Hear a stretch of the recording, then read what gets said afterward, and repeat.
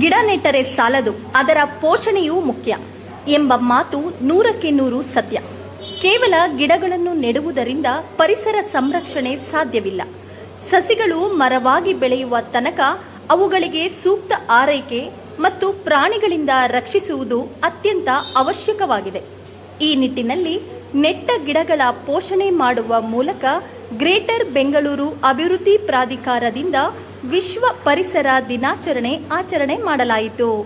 ಇವತ್ತು ಜೂನ್ 5ನೇ ತಾರೀಕು ವಿಶ್ವ ಪರಿಸರ ದಿನಾಚರಣೆಯ ಪ್ರಯುಕ್ತವಾಗಿ ಪ್ರತಿ ವರ್ಷವನ್ನು ಕೂಡ ನಾವೆಲ್ಲರೂ ಕೂಡ ಸೇರಿ ಪ್ರತಿಯೊಬ್ಬರು ವಿದ್ಯಾರ್ಥಿಗಳಿಂದ ಹಿಡಿದು ಸಾರ್ವಜನಿಕರು, ರಾಜಕಾರಣಿಗಳು ಮತ್ತೆ ಉದ್ಯೋಗದಲ್ಲಿರ್ತಕ್ಕಂಥ ನೌಕರರೆಲ್ಲ ಸೇರಿ ಪರಿಸರ ದಿನಾಚರಣೆ ಗಿಡ ನೆಡುವುದರ ಮೂಲಕ ಪರಿಸರ ದಿನಾಚರಣೆಯನ್ನು ಮಾಡ್ತಾರೆ. ಆದರೆ ಜೂನ್ 5ನೇ ತಾರೀಕಿಗೆ ಸೀಮಿತ ಆಗಬಾರ್ದು ಅನ್ನೋದು ನನ್ನ ಭಾವನೆ.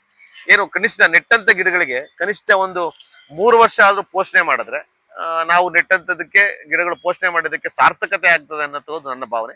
ಯಾಕಂದ್ರೆ ಇದು ನಾನು ಒಬ್ಬನೇ ಮಾಡೋದಿಲ್ಲ, ನನ್ನ ಕಚೇರಿಯ ಸಿಬ್ಬಂದಿಗಳು ಮತ್ತೆ ನಮ್ಮ ನೌಕರರು ಬಂಧುಗಳು ಅವ್ರೇನ್ ಮಾಡ್ತಾರೆ, ಯಾವಾಗಲೂ ಕೂಡ ಪ್ರತಿ ಶುಕ್ರವಾರ ಅದನ್ನ ಕ್ಲೀನ್ ಮಾಡ್ತಕ್ಕಂಥದ್ದು, ಸ್ವಚ್ಛತೆಯನ್ನ ಕಾಪಾಡ್ತಕ್ಕಂಥದ್ದು, ನೀರಾಕ್ತಕ್ಕಂಥದ್ದು, ವರ್ಷಕ್ಕೊಂದು ತಿಂಗಳಿಗೊಮ್ಮೆ ಸಣ್ಣ ಸಣ್ಣ DAP, ಯೂರಿಯಾ ಅದನ್ನೆಲ್ಲ ಹಾಕಿ ಬೆಳೆಸ್ತಕ್ಕಂಥ ಕೆಲಸವನ್ನು ಕೂಡ ಮಾಡ್ತಾ ಇದ್ದಾರೆ. ಇವತ್ತು ನಮ್ಮ ಕಂದಾಯ ಭವನ ನಾವು ಕಳೆದ 1.5 ವರ್ಷಗಳ ಮುಂಚೆ ನಾವು ನಮ್ಮ ಗ್ರೇಟರ್ ಬೆಂಗಳೂರು ಅಭಿವೃದ್ಧಿ ಪ್ರಾಧಿಕಾರವನ್ನ ಇಲ್ಲಿ ಕಚೇರಿನ ಆರಂಭಿಸಿದ್ದು.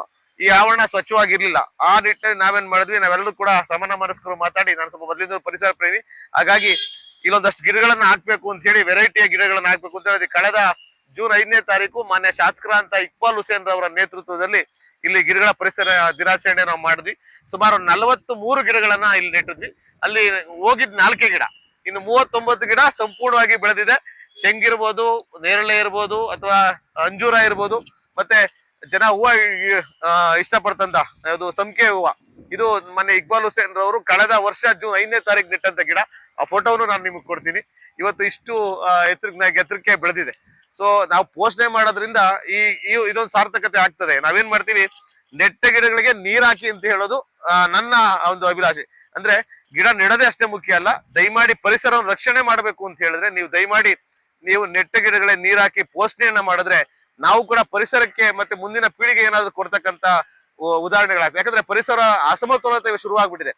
ಮಳೆಗಾಲದಲ್ಲಿ ಬೇಸಿಗೆ ಬಂದಿರ್ತದೆ, ಬೇಸಿಗೆಗಾಲದಲ್ಲಿ ಮಳೆ ಶುರುವಾಗಿರ್ತದೆ, ಯಾವಾಗ್ಲೂ ಸೈಕ್ಲೋನ್ ಬರ್ತದೆ, ಏನೇನೋ ಆಗ್ತಾ ಇದೆ. ಹಂಗಾಗಿ ಪರಿಸರವನ್ನ ಉಳಿಸ್ತಕ್ಕಂಥ ನಿಟ್ಟಿನಲ್ಲಿ ನಾವೆಲ್ಲರೂ ಕೂಡ ಕೈ ಜೋಡಿಸಿ ಕೆಲಸವನ್ನ ಮಾಡಿದ್ರೆ ಮಾತ್ರ ಪರಿಸರದ ಉಳಿವಿಗೆ ಆಗ್ತದೆ. ನಾನು ಒಂದು ರಿಕ್ವೆಸ್ಟ್ ಮಾಡ್ತೀನಿ, ಯಾರು ಜೂನ್ 5ನೇ ತಾರೀಕು ಗಿಡಗಳನ್ನ ನೆಡ್ತೀರಿ, ದಯವಿಟ್ಟು ಕನಿಷ್ಠ 3 ವರ್ಷ ಪೋಷಣೆ ಮಾಡ್ತಕ್ಕಂಥ ಕೆಲಸವನ್ನ ಜವಾಬ್ದಾರಿ ನೀವು ತಗೊಳ್ಬೇಕು ಅಂತ ಹೇಳಿ ನಾನು ಮನವಿಯನ್ನ ಮಾಡ್ತೀನಿ.